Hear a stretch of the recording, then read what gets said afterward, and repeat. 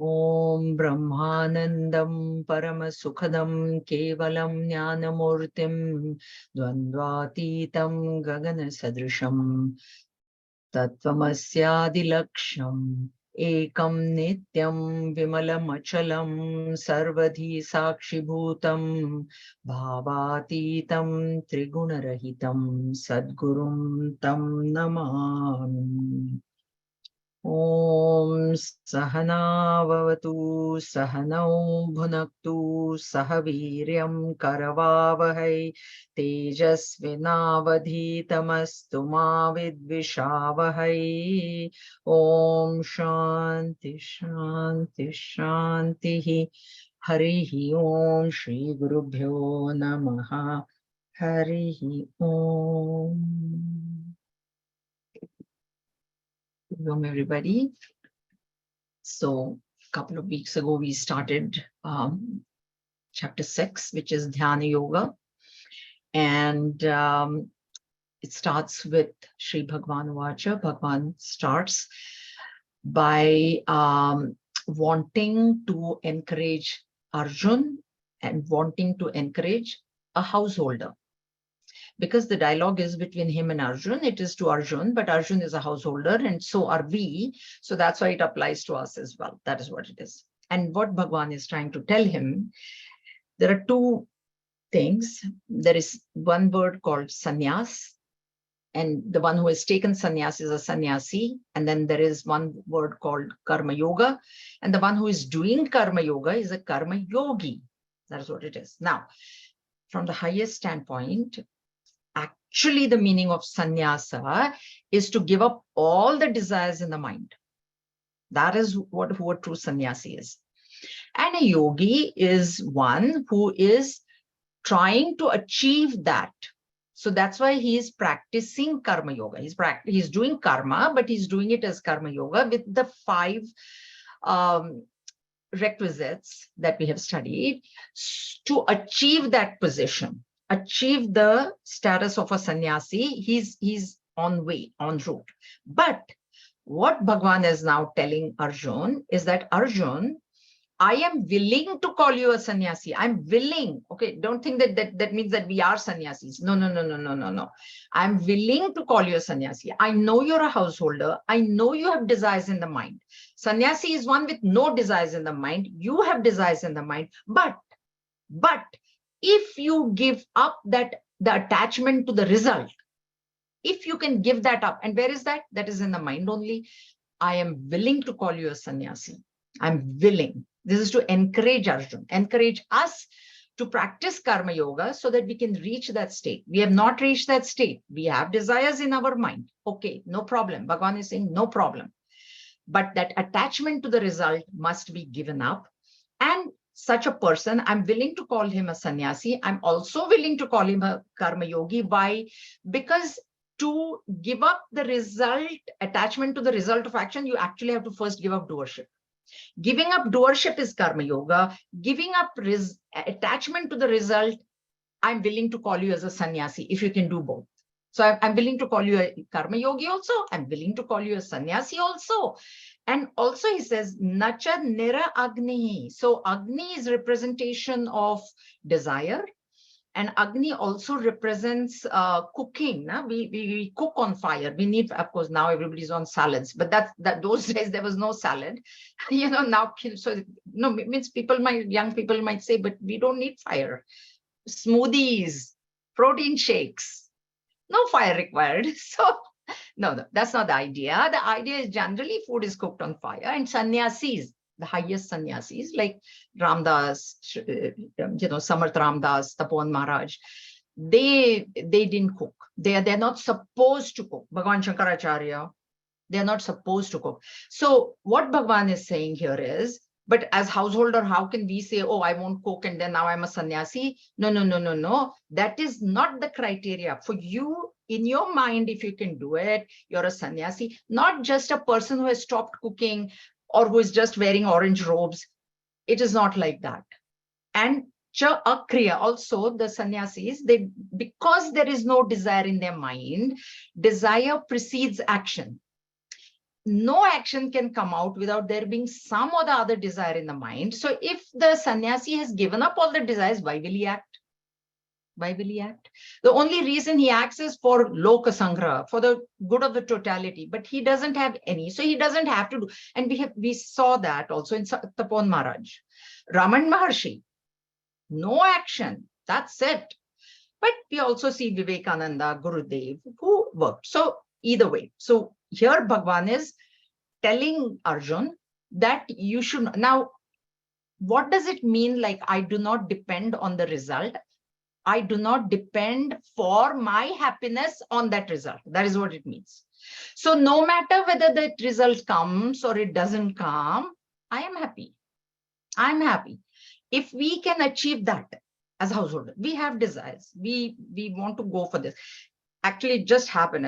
Prem Sai and I were driving. See, there was a show that was happening on June the 4th, and this just happened last week. So it's fresh, and Prem Sai knows. So there was a program on, it is Bollywood songs, which, as most of you know, I'm very fond of those. And those were from my childhood, from the 60s, 70s, they were going to sing. And these tickets were booked like 2 months advance. Fine, no problem.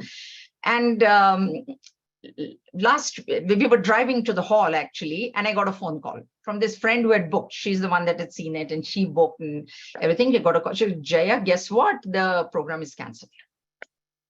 Okay. I said, okay, are we getting a refund? She goes, yeah, they've said the ticket master will send us the refund. Okay, no problem then. Fine. So this.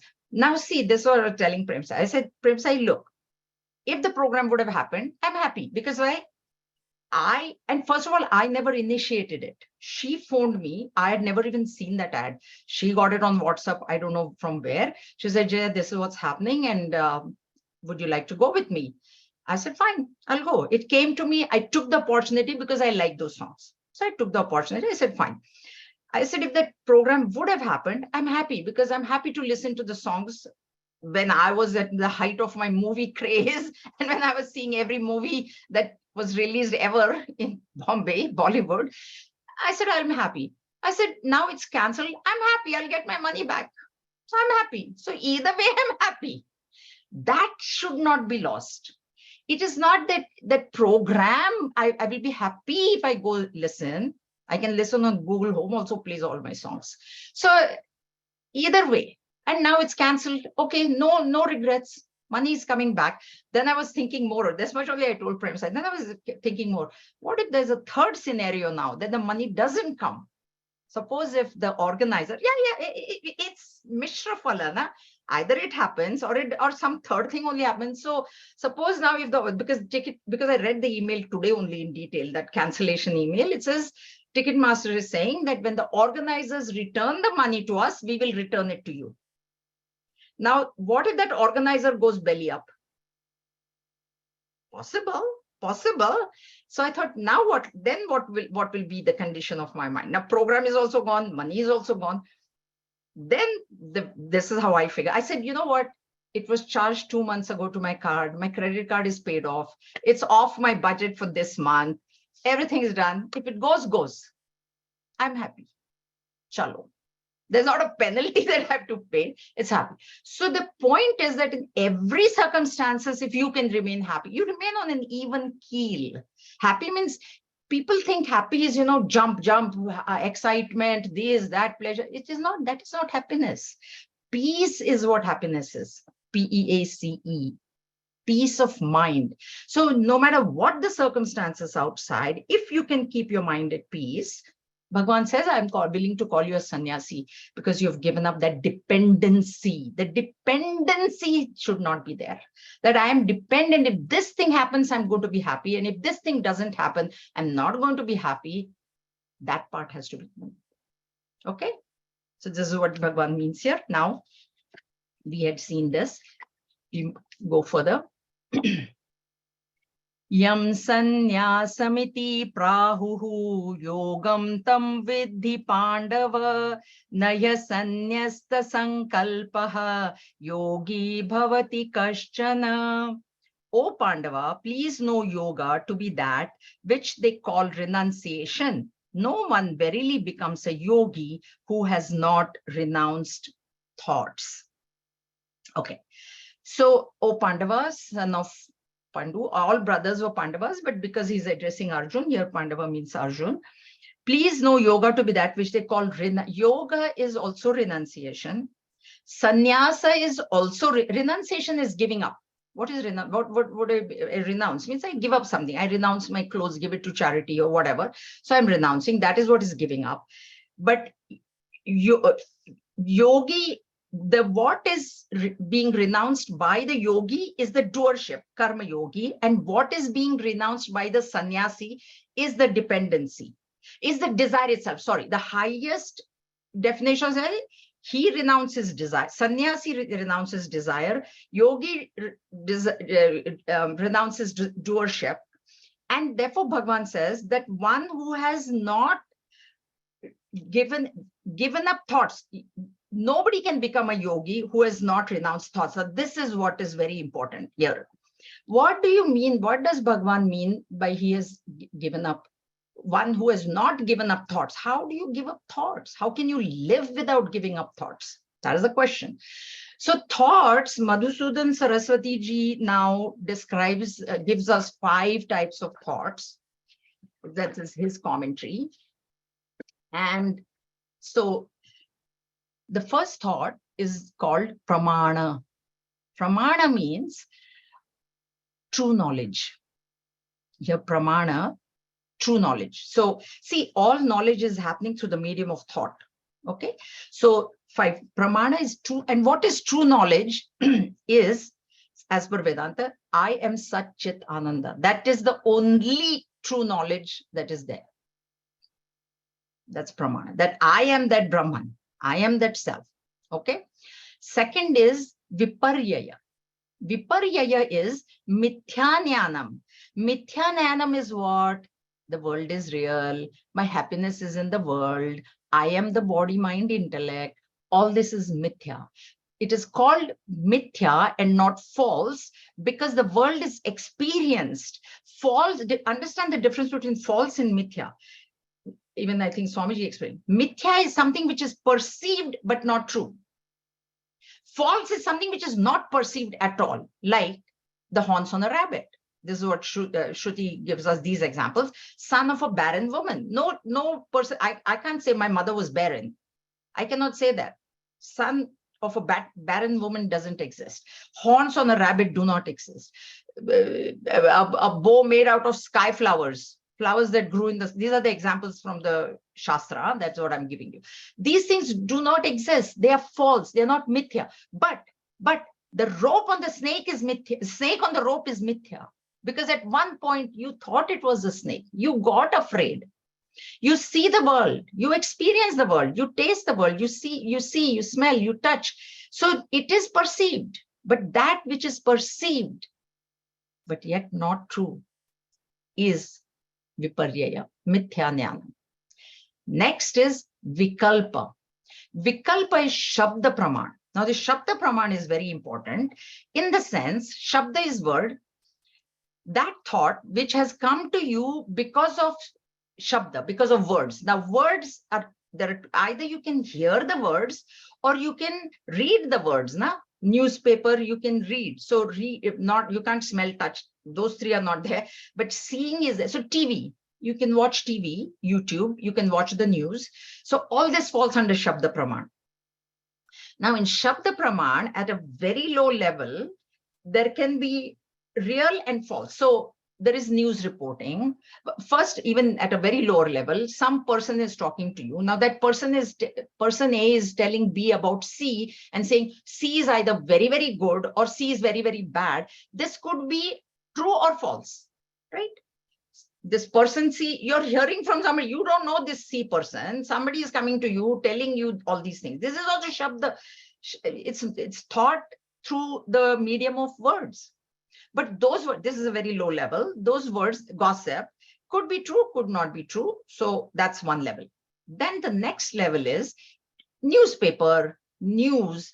That also, you know, there can be false reporting also. There can be real reporting also. Either way it could be. That's why they say, oh, what BBC said it or CNN said it. So it's like authentic because then there is that stamp. So yes, this must have happened. Okay, so that is one thing. Now, the final Shabda Pramana is one that the scriptures are giving us. Now, that is also Shabda Pramana, that is also words, Shruti. Now we are reading these words in the Bhagavad Gita. Bhagavad Gita itself is Shruti for us. So whatever is coming from Shruti alone is true knowledge here in Vipar. But rest of it is falling under Mithya Jnanam. Because even if the TV is reporting very correctly what is happening in Ukraine or Turkey, something happened, elections happened in Turkey this morning, whatever it may be true, it is all falling under the not self. Whatever that you're hearing, you may be hearing about a third person, you may be hearing about news about other country or your own country, election happened or this happened or that happened, whatever, ultimately all of it is falling under not self. So therefore, Viparya also, the Shabda Pramana, unless it is coming directly from the scriptures, it is all Mithya Jnanam. That also thought is Mithya. Next is Nidra. Nidra is absence of thought. There's no thought. That's why we say in deep sleep, I don't know whether I'm male, female, king, queen, poor, rich, worried, not worried. I know nothing, pain. You know, I was getting a severe headache, but once I fall asleep, I don't know that. So that's absence of thought. And the last one is smriti, memory. So memory is definitely something from the past. You cannot have memory of the future. Okay. And there is no memory in the present moment. So if your mind is in the present moment, it's not memory. It's actually happening at that moment, like speech is happening. But when you start talking about the past and memory, the rule of memory is the one who experiences alone can have the memory.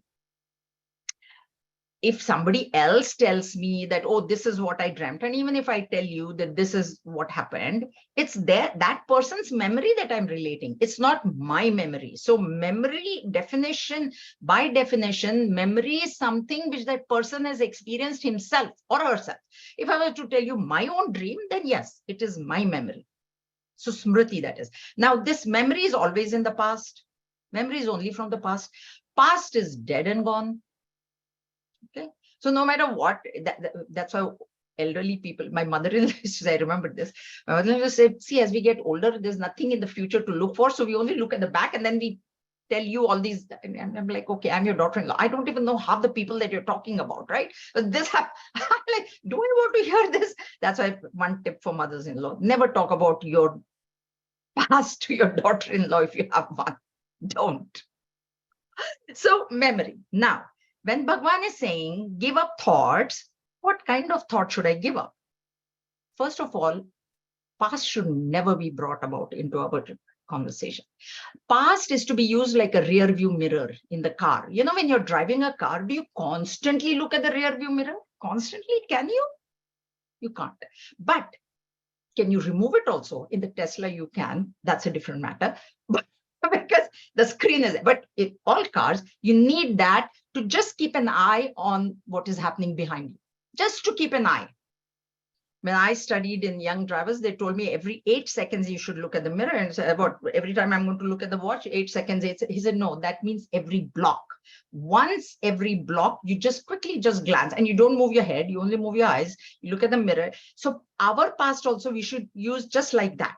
Just to glimpse into the past. Oh, last time when I did this, that was not correctly I did, or I took that route and then there was a lot of construction. So maybe it's still there. So I better not take. So for reference purposes, the past is to be used, not for telling others.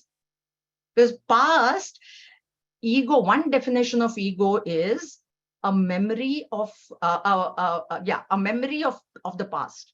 A bundle of memories of the past is one definition of ego. Ego has many, many definitions. That is one. The ego will want to talk. This is what I did. That is what I did.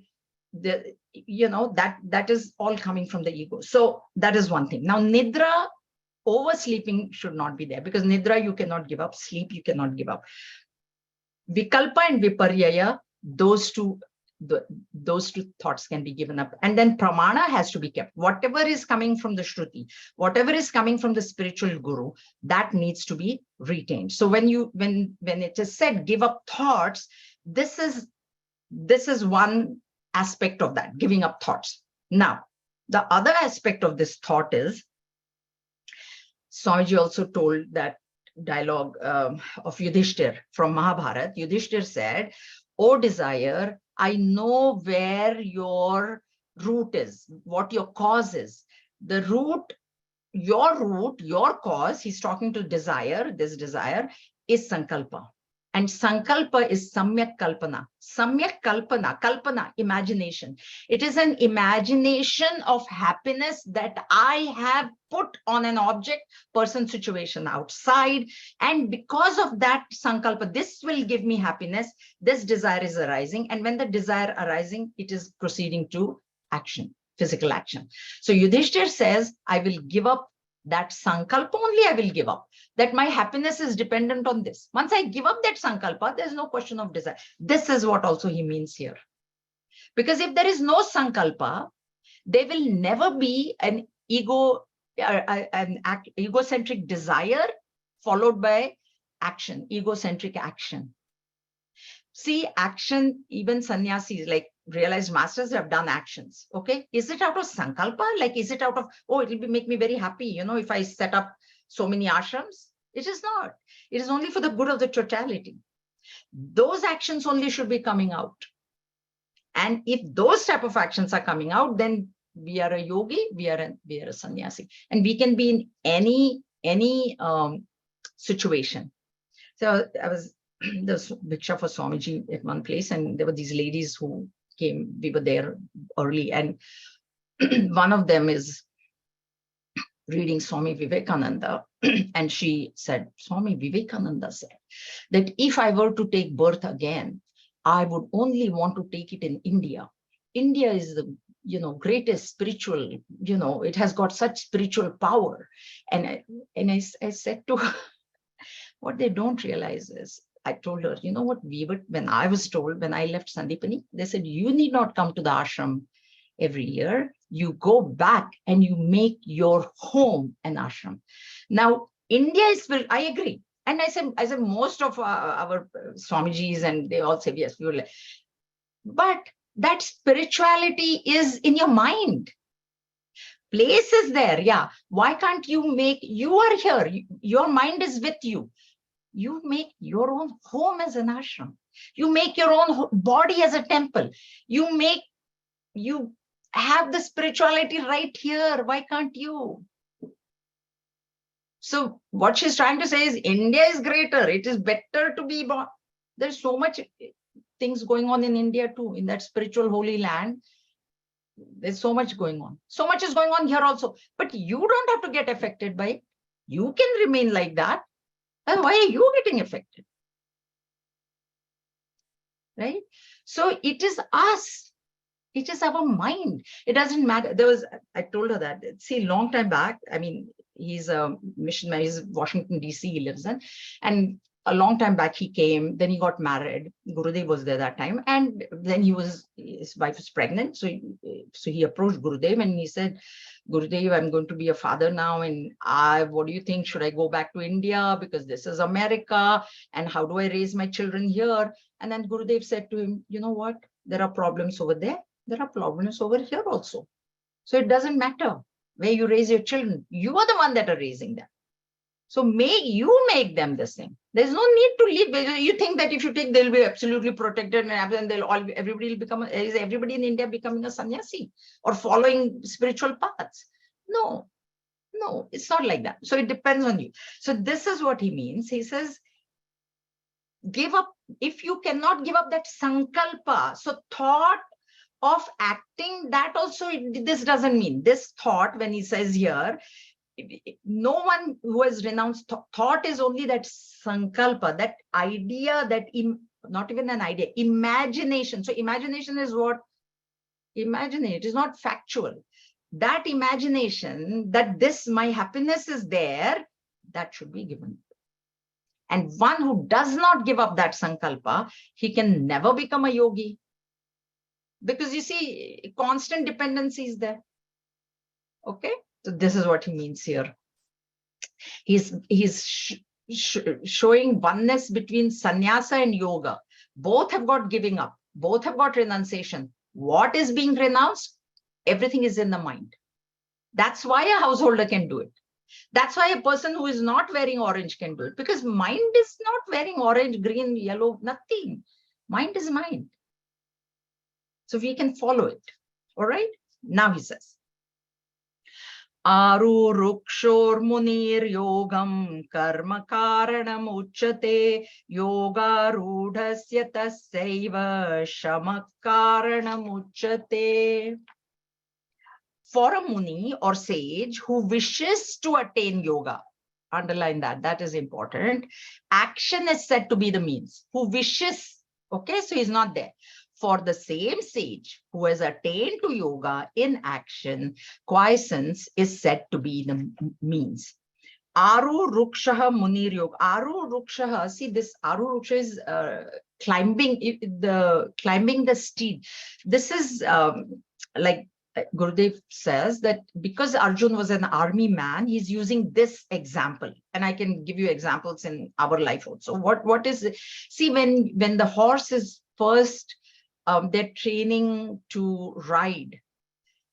I mean, some of you will know it. You can't just go and just put a saddle on the horse and then you just sit on it and the horse will jump at first, right? It requires practice to climb the steed of the horse, right? To saddle it and then go sit in the saddle and then get it under control.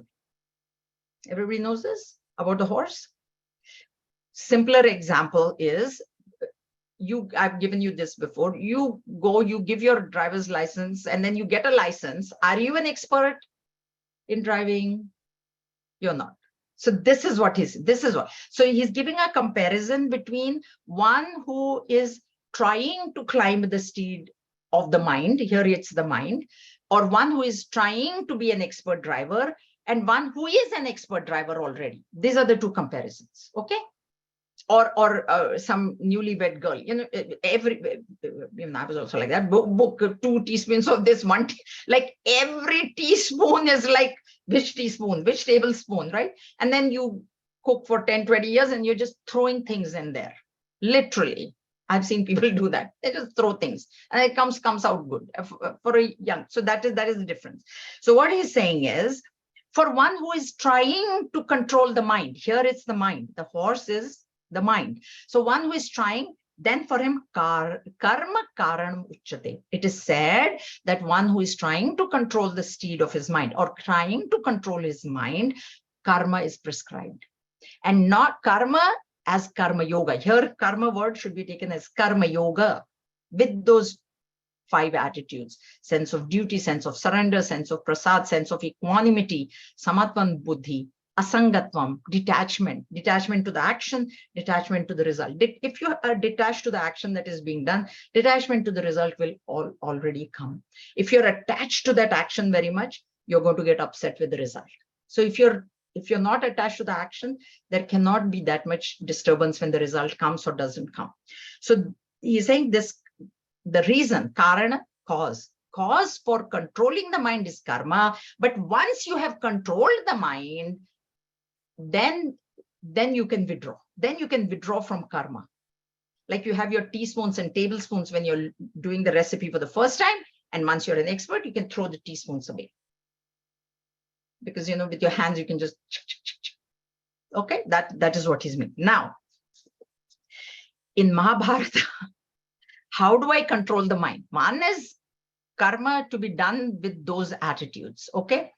In Mahabharata, there are 7 prerequisites or 7, what should I say, qualities that are given. First one is ekata. Ekata, ek is one, ability to see the oneness in all. These have to be developed. When you develop these, why these qualities are being given, when you develop, one aspect is karma yoga. We have studied that in chapter 3, but this is also some things that we can develop. Okay, so ekata is ability to see. The next is samata. Samata we have seen. Equanimous, being equanimous in all situations. So while doing the action, before the action starts, because before there is a desire in the mind. So not that you can, now what, this desire come, not jump up and down. Okay, this desire has come, offer it to the totality. If it is to be fulfilled, it will get fulfilled. If not, accept that it is not. If you have that sort of that is called samatha. So samatha when the desire comes in your mind, samatha when you're actually doing the action to fulfill that desire, and then finally samatha when the result comes. Because no matter how efficiently you do an action, the result still may or may not come, because result is depending on what we have done in the past lives. Ishvara only is the karma phaladata. So knowing that, you maintain your equanimity of mind, samatha. Next is satyata. Satyata is be truthful. Be truthful to exactly what your mind wants. And truth is described as what you think, what you speak, and what you do has to be in alignment. Most of the times, people think one thing, say second, and do third only. It's like amazing to me. Did you not just say this? When we were packing up the hall, I was just doing, and then one lady came to me and she said, Jaya, I don't think you want me to help you. I had not even opened my mouth. Well, I'm like, that means what? You know what it is yes. You know what? It's okay. We can handle. That's what she's expecting from me. I said, but I have not even opened my mouth. I said, well, I hadn't. I just went and started folding clothes. Then she comes, I can help. I said, okay, if you can help, then help. But take this cloth, start folding. What is there to speak? What is there to speak? You know, it's not sincere. There's something else in the mind. Something else is being said. Third thing is being done. I said, go, your husband is waiting for you. Go. What can I do? Right? So this satyata has to be there. Staying in tune with the reality, that is called. So what is the reality? In the previous, I told you, pramanam. The reality is I'm Satchitananda. That is the only reality. So at least you be, you know, if suppose in the transactional world you're doing work, whatever your role is, you do. If you can't, you can't. Say, okay, I can't. That's all. Sheelam, conduct, pure conduct.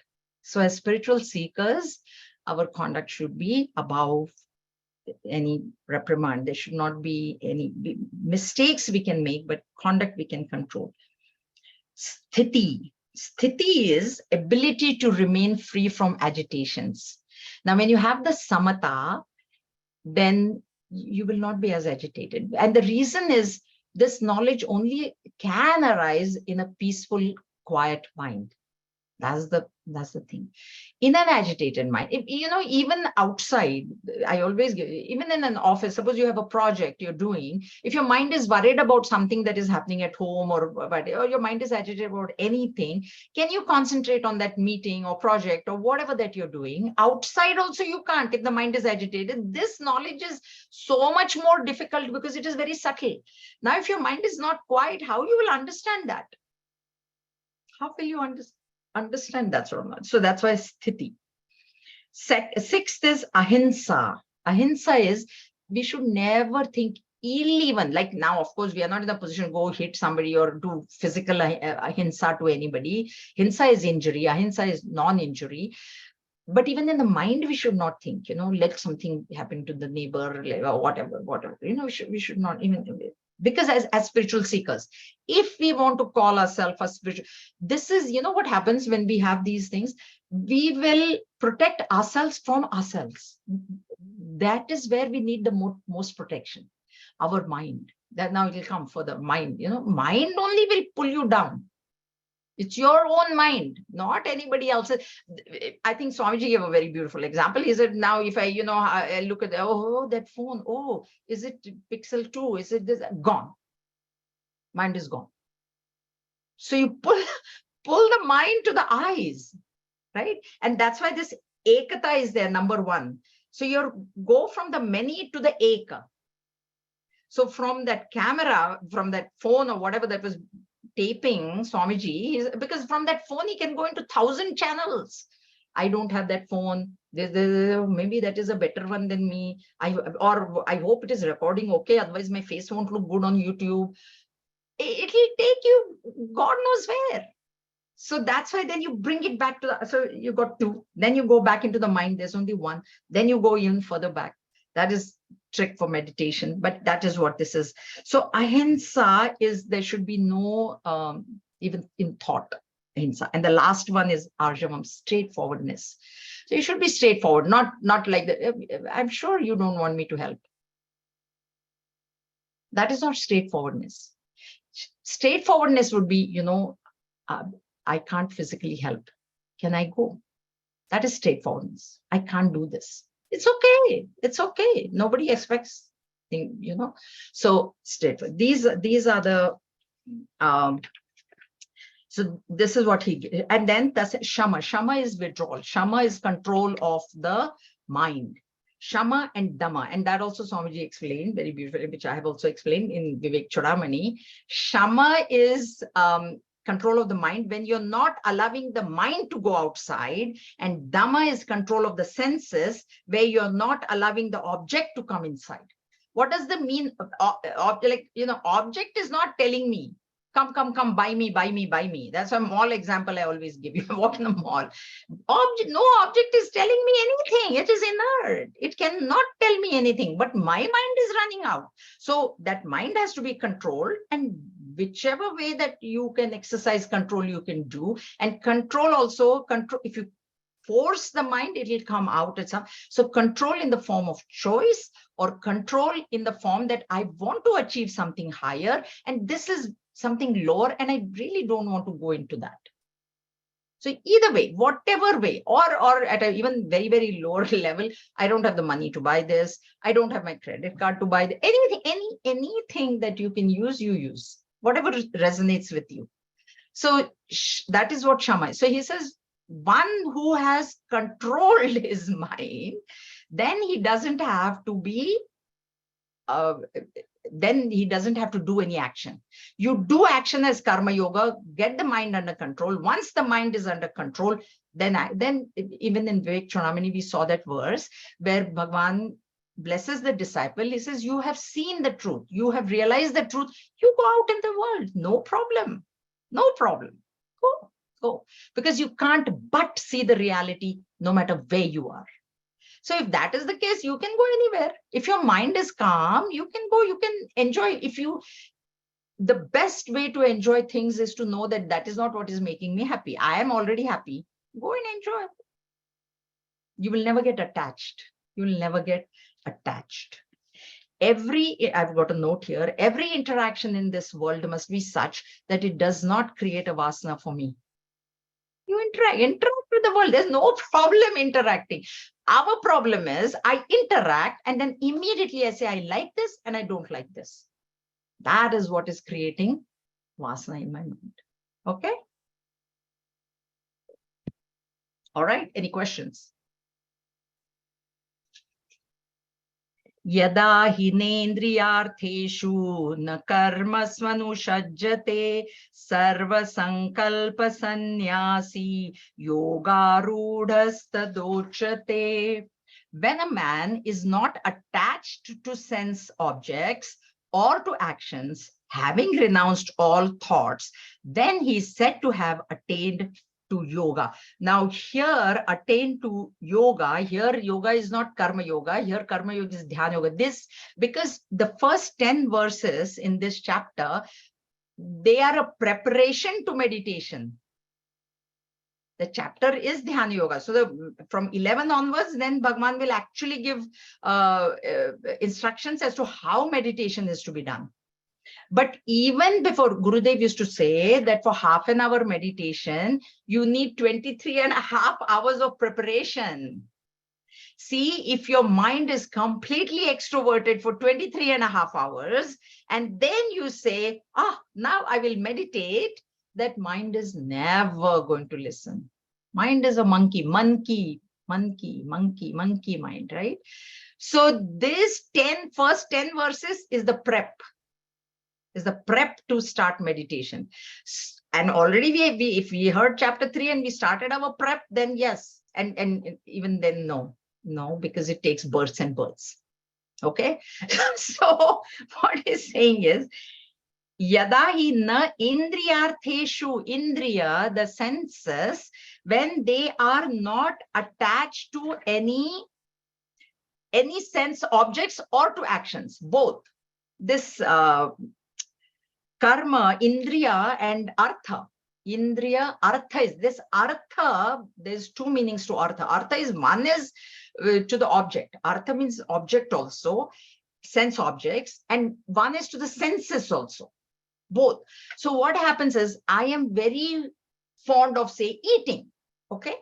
Which means, thought came because I can see a mango over there, which means that I'm attached to the tongue also. Not only I'm first attached to my tongue, and then that mango that I see, then I'm attached to that sense also. So it's both. So attachment to the senses. So attachment to the senses means, what is attachment? Means whatever my senses like, I'll give you a gross example is, if you have your grandchild, whatever my child says, or whatever my grandchild says, I do. Even though it may not be right for him. Who told me that? One grandmother told me, Jaya, my granddaughter eats so much ice cream. I said, you don't scream. Let her parents handle it. The mother is a nurse. Now, what you can tell the nurse mother that that child is eating too much ice cream? Mother has to know. I said, no, you are a grandmother. It's not your job. It's not your job. It's not your duty. Let go. Because otherwise, then now there's going to be fight with the daughter, because she's going to say, it's my daughter. So why bother? I said, no. So this is what you're attached. So that when yada and tada is there, is tada, yeah, tada is there, tada uchate. So when this attachment will to the senses should be given up. So what it means is, even though I like to see movies, so that's attachment to the and the movies, like color and form. When it is my duty to study, this is especially true for those who are studying in school, or even for me, like if I have to do my studies, to do my lecture, and no matter what movie is going on, I must be able to give it up. I must be able to give it. That is what this is. Sarva sankalpa sannyasi. Sankalpa, again the word is coming. That thought that my happiness is there has to be given up. Eat whatever you want to eat with the thought that this is needed to sustain my body. That thought should be there. So sankalpa is okay.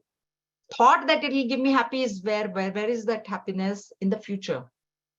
So sankalpa is a projection into the future, right?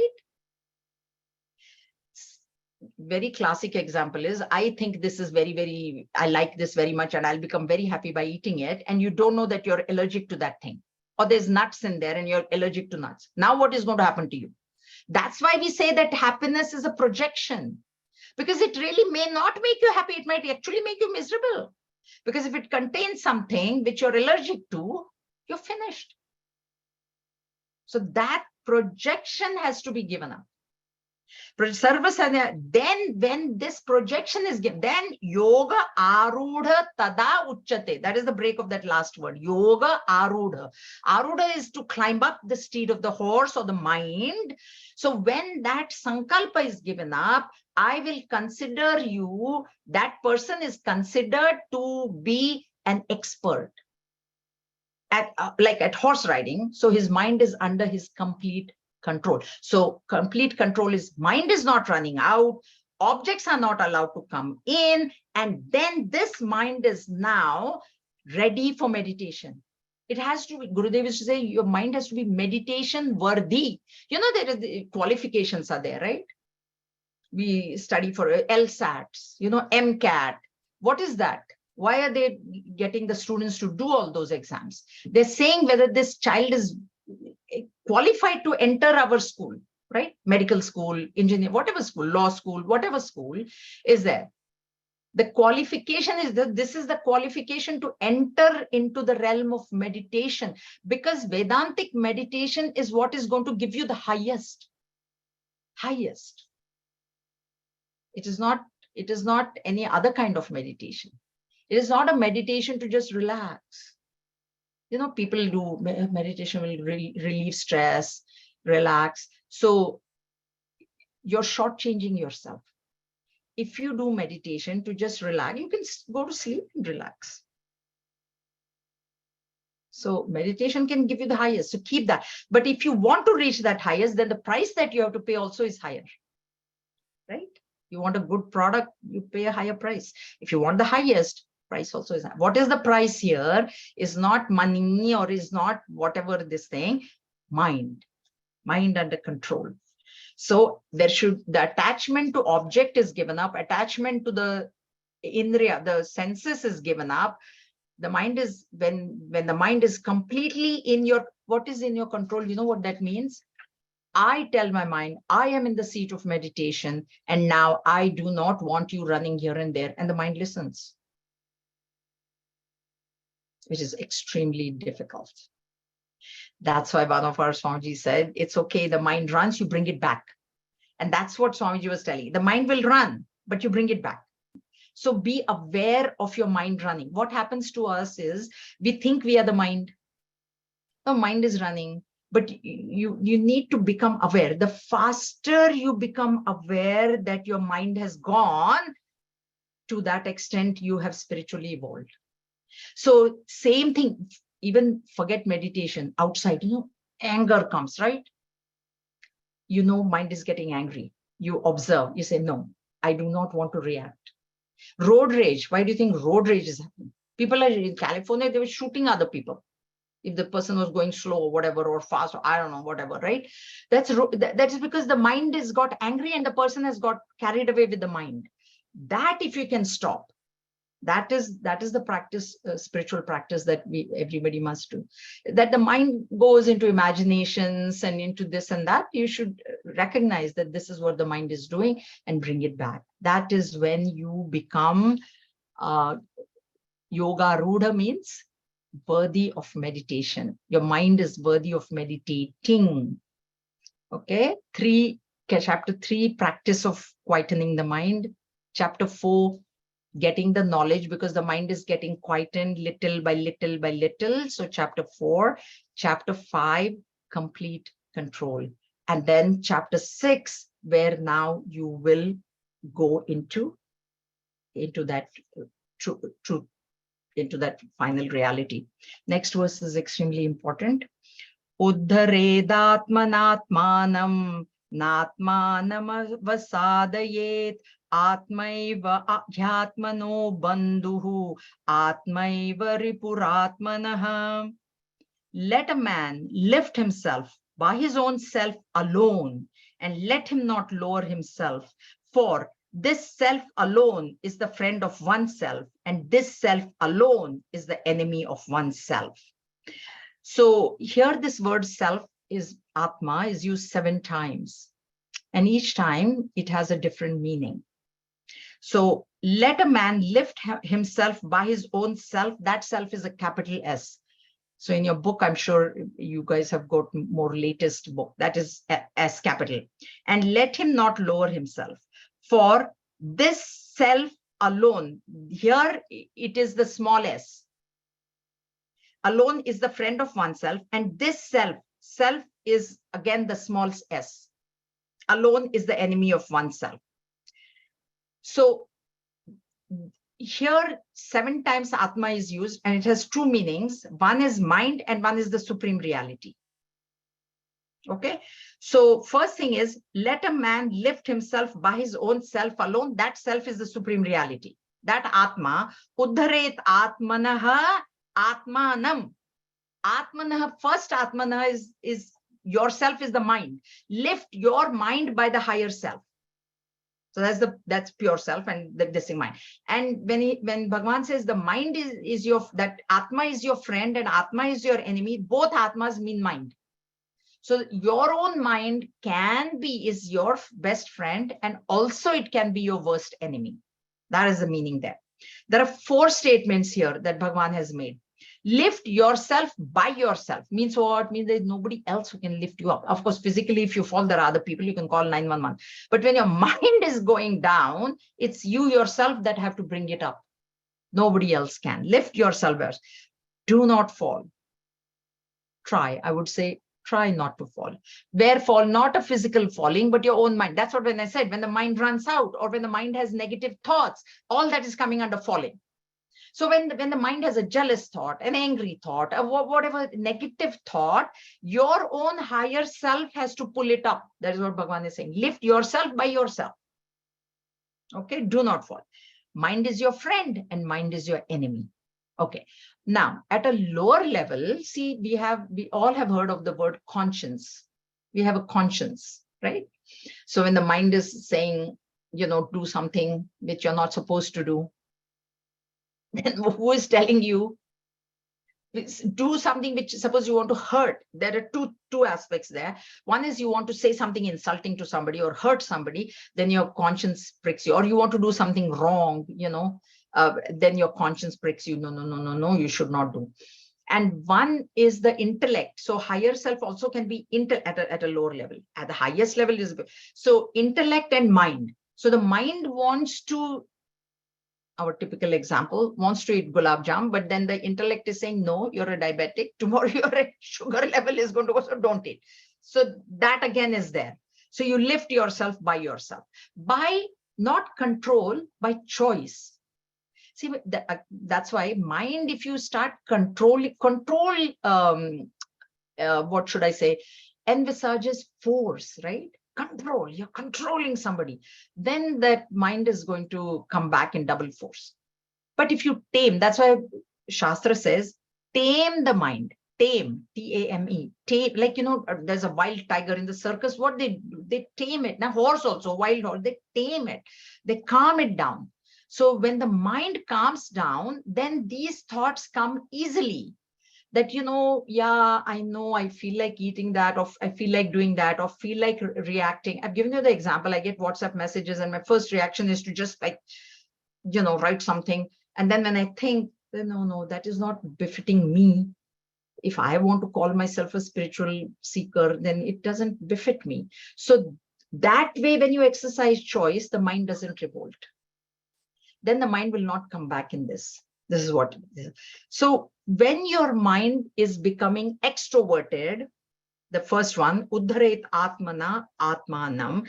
So when your mind is becoming extroverted, that time pull it in, like in the seat of meditation. If you're looking at something and that object is calling you, or your mind is running there, bring it back with the thought that I want something higher. And I've always given you the example of the Olympic athlete who wants the gold medal. I want that gold medal, so I will not go for the party. I will sleep early and go for practice early in the morning. That sort of idea has to be there. So in this case, it's not a gold medal, but I want to even, at our stage, I want that peace of mind. Forget the highest reality and, okay, that's too far away. But don't all of us want our mind to be at peace? That's the basic. I mean, is anybody going to say it's okay, my mind is agitated, that's fine? Right? See, so, okay, so if reality is too high and all, don't worry about it. Don't worry about it. Just think, do I want my mind to be at peace? Just think about it. So if you want your mind to be at peace, then you start taming the mind by explaining to your own mind. And see, when explaining to your own mind, that is where that separation has to happen, that I am not the mind. It is an entity. And now my mind wants to do all these kinds of things. But you know what? Please, let's not do it right now. Separate. That is what will separate you from the mind. You have to remember that you are not the mind. That is where the mistake is. Everybody thinks they are the mind. Most of them think they are the body only. That's number one. But at least at our stage, we must know that we are not the body. That's basic. That's basic. In Samarth Ramdas says, the one who considers himself or herself to be the body, till the end of the kalpa, they will not get liberation. Not in this birth. All 4 yugas gone, but no liberation. You have to give up that notion that you are the body. And the next is then the mind. And so when you are quite a bit, advanced in your studies, you will know that really you're not the body. But mind is even more difficult because it is very subtle. So you must also know that you're not the mind, which means that you can tame the mind. It is something else. You can, because if you consider yourself only to be the mind, what is there to tame? I'm the mind. Whatever I say goes. I get angry, I will shout. I get this, I will do this. I will do that. I will do that. Then There's nothing. I told you, my mom's friend, high diabetes, he said, there's no way I'm going to eat jam every day. My doctor can increase my insulin dose. Straight off, sitting in my mother's house in front of my face, he said it. Said, I don't care. So he doesn't know that he's other than the mind. I am the mind, and my mind wants to eat jam every day, and I'm going to eat it. Whatever happens, happens. That we should not have. We should have the fear that, no, I have got this. I shouldn't be eating jam every day, maybe once in a while, right? That is what. So this is how you can, and when you separate yourself from the mind and you talk to your mind, then you are closer to the reality. Because you are that Satchit Ananda and you're not this matter envelopment. That understanding has to be there. Never allow yourself to fall. And you will fall. You will fall. But pick yourself up. Right? It's the loser, what I read somewhere, or is Swamiji say, the loser is one who, not the one who falls, but the one who doesn't attempt to get up after he falls. So you should attempt. And who is a friend? Friend and enemy, these two words will come even later. Friend is one who helps you achieve your goal. Right? That's a friend. Enemy is one who will put obstacles. What are you doing? Why are you doing all this? All this will come from enemy only. So if the mind is your friend, and a friend is one who listens to you, you also listen to your friend. It's very common. If some friend tells me to do something, immediately I will do. But somebody I don't like, they tell, then I'm like, should I do this? All that, right? So friend is, if your mind is your friend, then when you tell the mind, this is my time to meditate, because now this chapter is on meditation. It's my time to meditate. Now let's not worry about anything else that happened yesterday or anything else that is going to happen today during the day. Please let us just sit quietly and just let's think of the Lord. And it's your friend, so it listens to you. Right? So the friend understands that she or he wants to realize God or get peace of mind or whatever. So I should keep quiet now. I get to play afterwards. But right now I have to keep quiet. And the mind is. That's why mind is your friend. And mind can be your worst enemy. It can, your own mind. And the reason that I will lift myself is why, even if you take a gross example, addictions, right? The person will go to, get himself out of addiction if he recognizes that he's addicted. That's first thing, is the recognition, because people don't even think that they're addicted. They think, oh, I can give up smoking anytime. Even that Gurudev as an example, one person, Swamiji, I have given up smoking 10 times. He's smoking in front of Swamiji. I can give it up at any time, no problem. So the need to give up, the recognition that I'm addicted has to be there. And then it is my need that I should give up this addiction because it is not good for my health. Then that person will make a sincere effort to give up. So same way, it is my need to recognize the self. It is my need to realize the self. It is my need. Unless it is our own need, we would never do it. Atmanastu kamanaya. Everything that is done is for my own self. Whether I do something or I don't do something, it is because that is what is going to please me. That's why I do it. It's a very, very deep thought this is, and very difficult to digest, but this is from the Upanishad. So that's why now when I find that I want to remain at peace, I want to become meditation worthy, I want, at least not in this life, maybe in next life, then I will do it. Okay, so we shall stop here. We will meet next Monday. Next Sunday, there's a class. Any questions?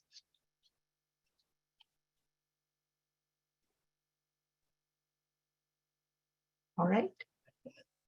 Okay. All right. So we'll meet next Sunday, same time. Did you have a question, Narayanji? I remember something like Mane eva Manushyana. Something like that, right? Correct. Amrit Bindu Upanishad it is. Yes. The mind is its friend. No, mind is the reason for bondage as well as the reason for liberation. And that is the answer. It becomes a reason for bondage if it is your enemy, because the enemy will always bind you, will do something that you don't want. Amrit Bindu Upanishad, that verse is from, that shloka, that mantra is from Amrit Bindu Upanishad. And it becomes a cause for liberation when it is your friend. So then it listens to you and it becomes a cause for. So it's both mind, because there is only one mind that all of us have. So that same mind becomes a cause for bondage, and the same mind becomes a cause for liberation. It is a cause for bondage when it is your enemy. It is a cause for liberation when it's your friend. And that's why you make the mind your friend. Thank you. Thank you. Yeah. All right. So we'll stop here now. Om स्वस्ति प्रजाभ्यः परिपालयन्तां न्यायेन मार्गेण महिं महिषाः गोब्राह्मणेभ्यः शुभमस्तु नित्यं लोकाः समस्ताः सुखिनो भवन्तु काले वर्षतु पर्जन्यः पृथिवी सस्यशालिनी देशो यं क्षोभरहितः ब्राह्मणाः सन्तु निर्भयाः ओम सर्वेषां स्वस्ति भवतु सर्वेषां शान्तिर्भवतु सर्वेषां पूर्णं भवतु सर्वेषां मङ्गलं भवतु सर्वे भवन्तु सुखिनः सर्वे सन्तु निरामयाः सर्वे भद्राणि पश्यन्तु मा कश्चित् दुःखभाग् भवेत् ओम असतो मा सद्गमय तमसो मा ज्योतिर्गमय मृत्योर्मा अमृतं गमय पूर्णमदः पूर्णमिदं पूर्णात् पूर्णमुदच्यते पूर्णस्य पूर्णमादाय पूर्णमेव ओम शांति शांति शांति हरि ओम श्री गुरुभ्यो नमः हरि ओम. Hरि Om everybody.